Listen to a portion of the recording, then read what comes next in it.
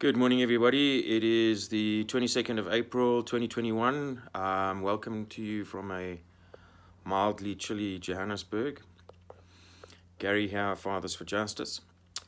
Ladies and gents, our children are under attack. It is that simple. It is not a complicated discussion. It is not some conspiracy theory. Our children are under a direct and present attack. If you have a look at the poor education system that we have in South Africa, an education system that does not allow for children to rise up beyond their station and circumstances, an education system that is based on a failed communist socialist ideology that has never worked anywhere in the world. We are looking at an education system that leaves the vast majority of our children unemployable. We are advancing at a scientific rate globally at such an extreme pace, and our incompetent, useless government officials refuse to provide a proper platform. They refuse to provide a proper education system that allows for the child to realize her or his highest possible potential in South Africa. We have a communist ideology of pass one, pass all. Life does simply not work like that. We have outcomes-based education system. Okay, outcomes-based has never ever worked anywhere in the world. What you have is a whole lot of confident, illiterate children running around, as I said, completely unemployable. We now find within a week, because I'm keeping my eye on the reports, and within a week we've had 3 reports specifically related to South Africa around the damage that the last year's politically motivated shutdown, which our politicians refused to follow, proper, well-established, well-founded, well-documented, well-implemented, and well-practiced scientific and medical protocol. And this has been a politically motivated thing that has nothing to do with fact, science, or properly well-established medical protocol. Now what are we finding?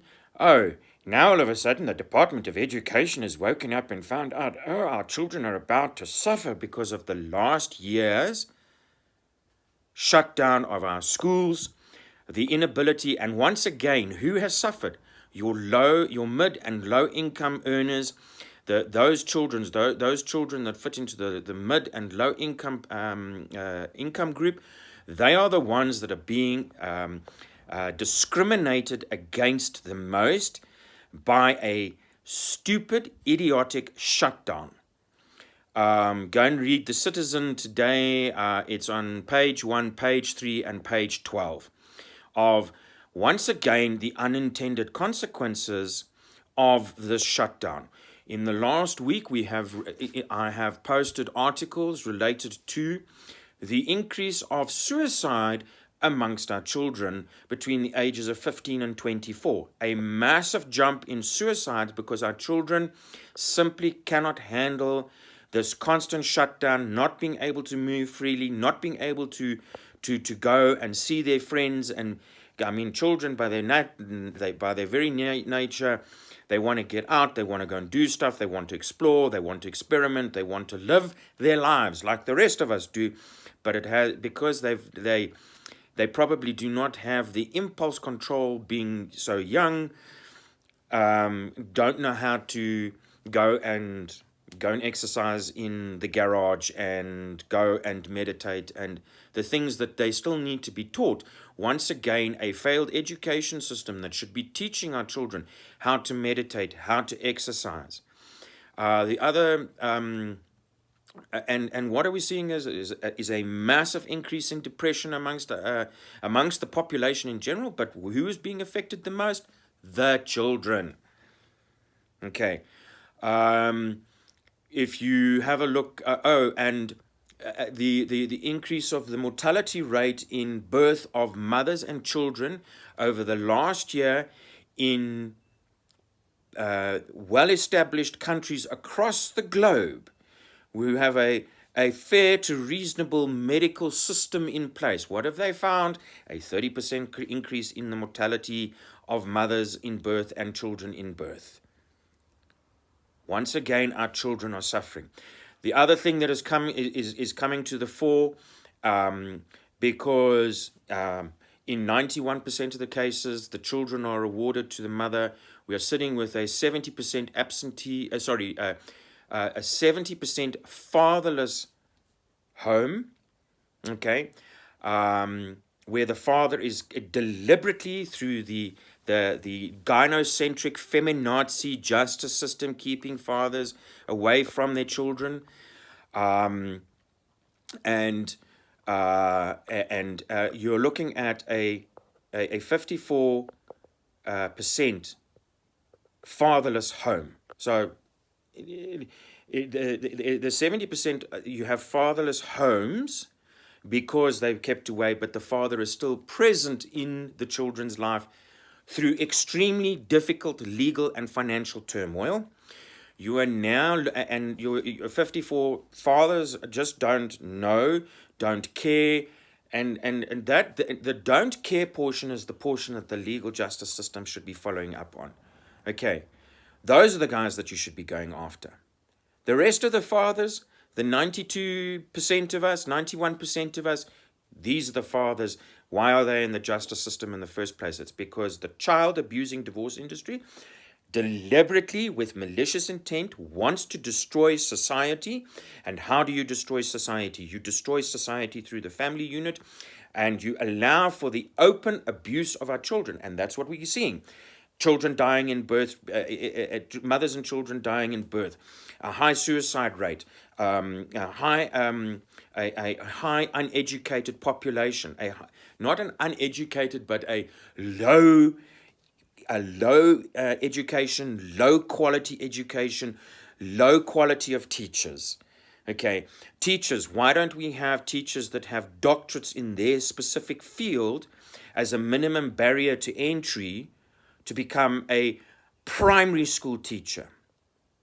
They should, and we should be looking at teachers in senior schools that should at least have a doctorate in education and a degree in child psychology, with a minimum pass rate for those teachers in order to be employed at a 90% pass rate. That is what we should be expecting from our teachers. This notion that we have an education system that says that that children pass at 30%. I don't want somebody that got 30% for their engineering to go and build a bridge or go and build an aeroplane for me, or service an aeroplane, and they only got 30%. I don't.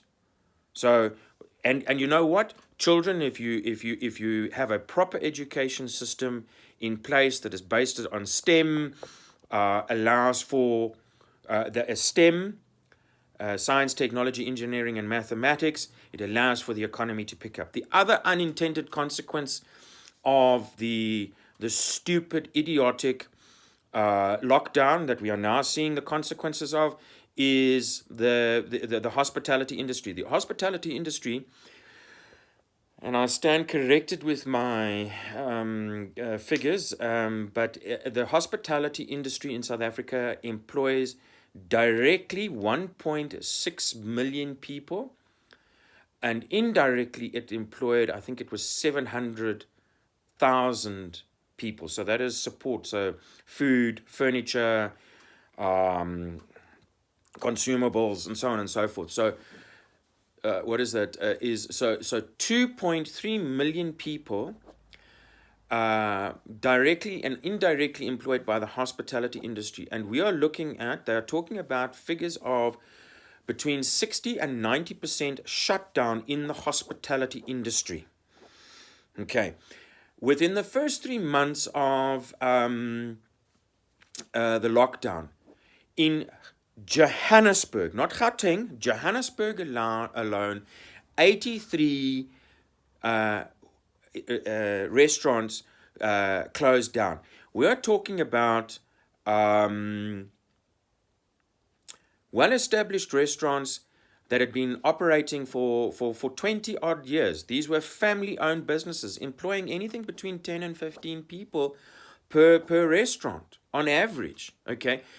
And yeah, as somebody sarcastically pointed out to me the other day, yeah, but they were probably in trouble before the lockdown. Yes, they were, because of a garbage, communist-based, destroying, socialist destroying economic system that we have in South Africa that has systemically and systematically gone out of its way to destroy the economy.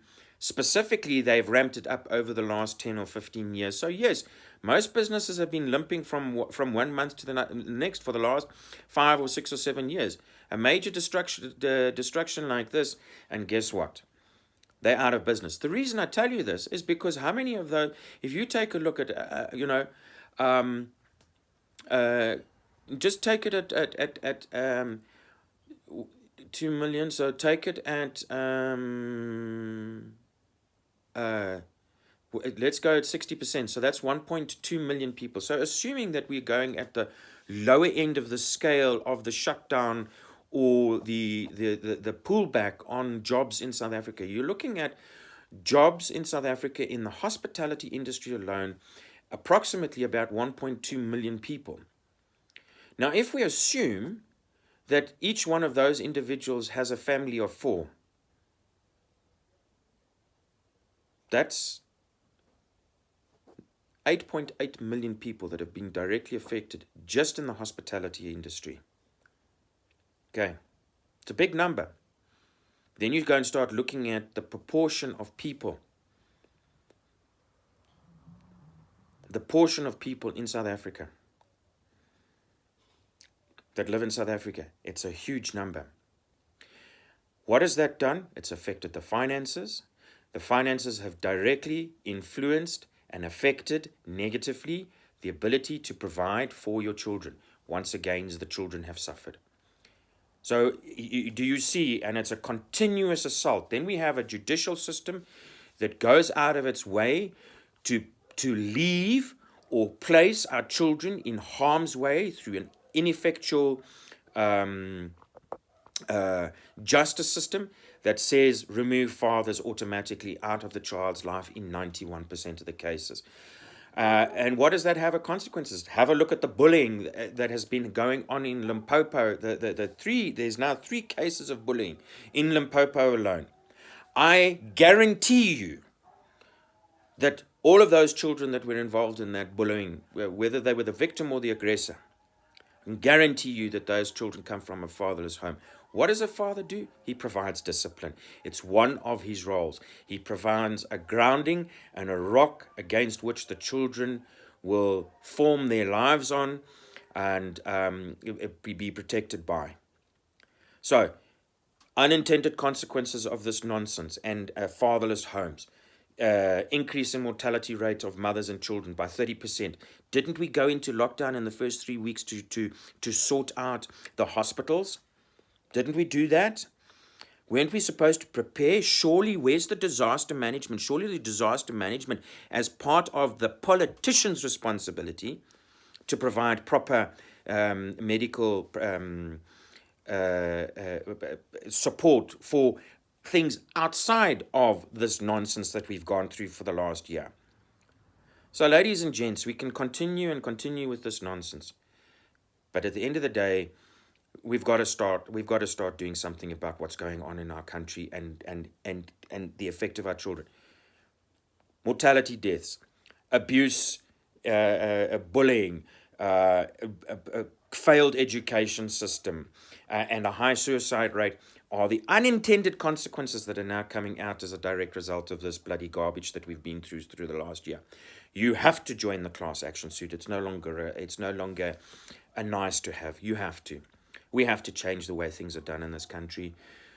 Please like, share, and subscribe this video. Please like, share, and subscribe our Facebook, our YouTube, and our LinkedIn channel. I'll put the links below. If you require help, it's www.f4j, the number 4j.co.za. or email me at info@f4j.co.za. Have a wonderful and fantastic day. Love to you all.